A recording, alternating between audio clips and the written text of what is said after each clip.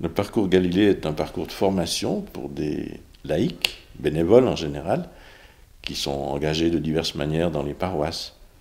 C'est une formation biblique, théologique, pastorale, pratique, spirituelle.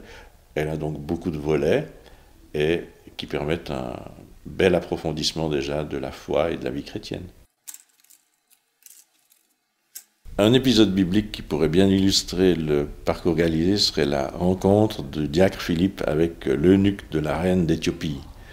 Donc l'eunuque était sur son char, il lisait l'Écriture, le livre d'Isaïe, les chants du serviteur, il ne comprenait rien, donc il invite le diacre Philippe pour lui expliquer l'Écriture. Et puis, chemin faisant, ils approfondissent, puis à la fin, l'eunuque est tellement convaincu qu'il se fait baptiser par le diacre Philippe. Alors, celui qui fait le parcours Galilée, il est un peu comme cet eunuque qui découvre peu à peu l'Écriture et son sens et la vie chrétienne. Et puis, mais il se prépare aussi après à être comme Philippe, quelqu'un qui va pouvoir ouvrir l'Écriture, la vie chrétienne, la vie communautaire à d'autres. Et ça me paraît être une bonne invitation au parcours Galilée, cet épisode. Je conseille de suivre ce parcours à toutes les personnes qui ont un engagement un peu important dans les paroisses, surtout si c'est un engagement de communication de la foi, par exemple dans la catéchèse, par exemple dans l'action liturgique, par exemple dans les veillées de prière pour les défunts, dans la pastorale des baptêmes, dans le catéchuménat. Donc toutes ces personnes, c'est vraiment souhaitable qu'ils puissent approfondir un peu leur foi. On peut vivre le parcours Galilée de deux manières. On peut être envoyé par sa communauté, son unité pastorale, son mouvement ou son aumônerie pour suivre cette formation. On peut aussi la suivre comme auditeur libre pour soi-même. Et puis, on peut aussi se rendre compte, en cours de route, que finalement on souhaiterait changer de statut. Et donc ça, c'est tout à fait possible après discernement. J'étais catéchiste depuis quelques années à la paroisse Saint-Pierre, à Fribourg.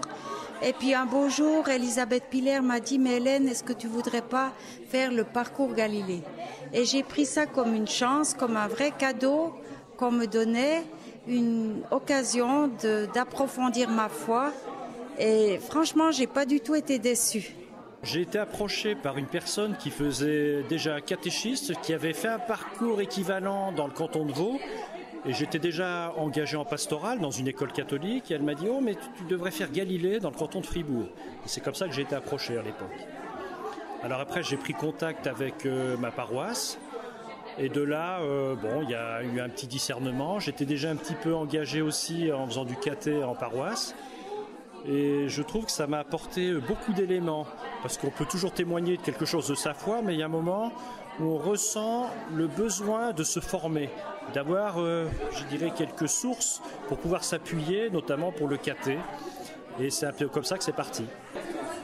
Donc c'est vraiment un très beau souvenir. Le parcours Galilée propose particulièrement une connaissance de base, essentiellement. On s'aperçoit que les connaissances bibliques sont par exemple très fragmentaires, donc c'est bien de les élargir un peu, surtout celles de l'Ancien Testament.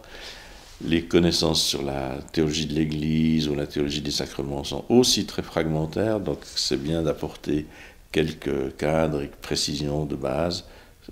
Pour moi, c'est ça le plus important, ce cadrage de base bien informé de la foi chrétienne et de la vie chrétienne. Non, il y a une partie spirituelle, il y a d'abord toujours des temps de prière, il y a des temps de récollection.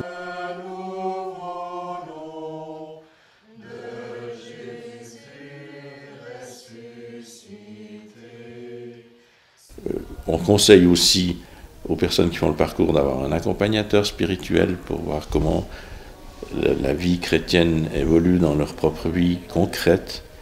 Donc on a le souci que ce soit enraciné dans une vie de prière importante. Le contenu du parcours Galilée, ce sont environ 200 heures de formation réparties sur 2 années et demie et que l'on peut décliner selon 3 axes. Le premier axe, l'axe biblico-théologique, pose les bases nécessaires à une approche plus personnelle de la foi de l'Église. La Bible, les sacrements, l'histoire de l'Église, l'éthique sont au menu de cette première partie du parcours. Et cet axe colore plus particulièrement donc la première année et demie. Le deuxième axe, l'axe pastoral, vise à offrir des outils pour précisément servir l'engagement bénévole, animer un groupe, animer une liturgie, prier avec des malades, gérer des conflits sont autant d'outils qui sont quelques exemples de ce qui pourra se vivre durant la deuxième année. Concernant l'axe pratique, notre troisième axe, il va permettre l'appropriation de ces outils en situation dans le cadre d'un stage coaché par un maître de stage. Ces deux derniers axes, l'axe pastoral et l'axe pratique, sont plus particulièrement positionnés dans la deuxième partie de la formation, lors de la deuxième année. Le premier mot qui me vient à l'esprit quand je pense au parcours Galilée, c'est convivialité. Ce parcours, depuis ses origines, eh bien, il se caractérise véritablement par un esprit fraternel. Le parcours Galilée, c'est d'abord une expérience d'église, une expérience de rencontre.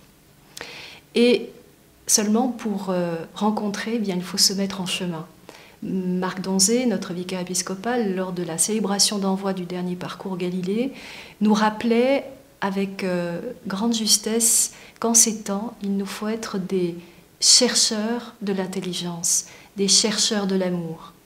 Et je crois que cela peut bien résumer l'esprit dans lequel on invite les personnes à se mettre en route sur le chemin du parcours Galilée. Il s'agit de cultiver une intelligence de la foi pour une meilleure expression du service et de l'amour dans notre vie au quotidien, dans nos engagements professionnels, dans nos engagements personnels, dans nos vies de famille, dans nos amitiés, dans nos engagements. Et cela vaut la peine que l'on y consacre un petit peu de temps. L'investissement qui est demandé, c'est d'abord l'assiduité. Il n'y a quasiment aucun travail personnel demandé d'une séance à l'autre. Bien sûr, la relecture pour un meilleur profit personnel d'une fois à l'autre est recommandée, mais sinon, il n'y a pas d'exigence particulière de ce point de vue. Ensuite, eh bien, nous sommes entre adultes. Cela veut dire que nous faisons recours à l'expérience de chacun et à la participation active de tous.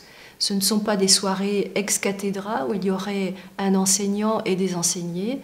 Non, nous participons tous de ces soirées et nous en faisons la richesse. C'est bon? Un vase. La coupe. Pain. Pain. Eucharistie. Eucharistie. Le pain. Il y a un bout, mais... Pain asile. Voilà. Vous allez mettre une barre vers vous et une barre vers la gauche. Il est couché, ce L. Une ligne droite doit toucher 1 cm du carré vers le bas.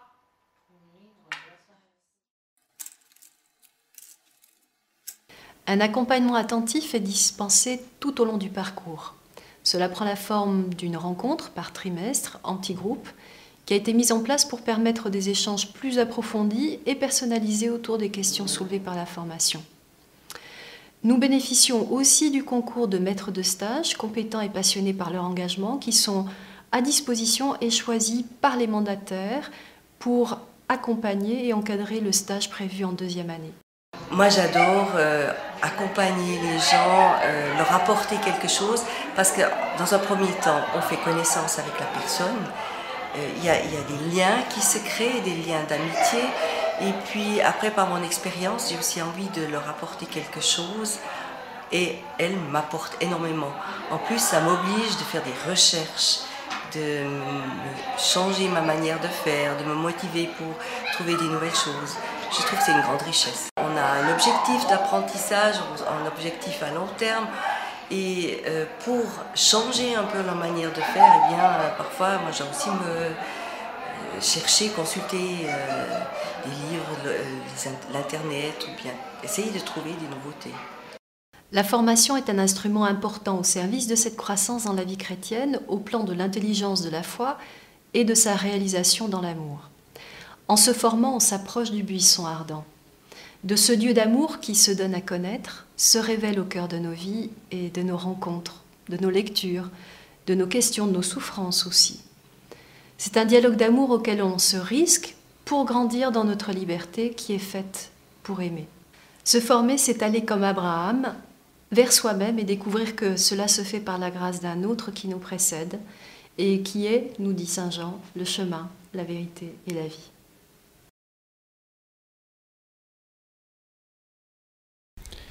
La place des bénévoles dans les vies de nos communautés, elle est pour moi tout à fait fondamentale. Parce que l'Église, c'est d'abord le peuple de Dieu. Donc, moi j'ai la conviction que tout le monde est co-responsable dans l'Église, donc il faut qu'il y ait le plus possible de personnes qui portent l'activité de l'Église. Alors même s'il faut évidemment quelques professionnels pour coordonner, former, il faut qu'il y ait une très large cohorte de bénévoles. Une Église sans bénévoles, c'est une Église qui n'est pas en bon état.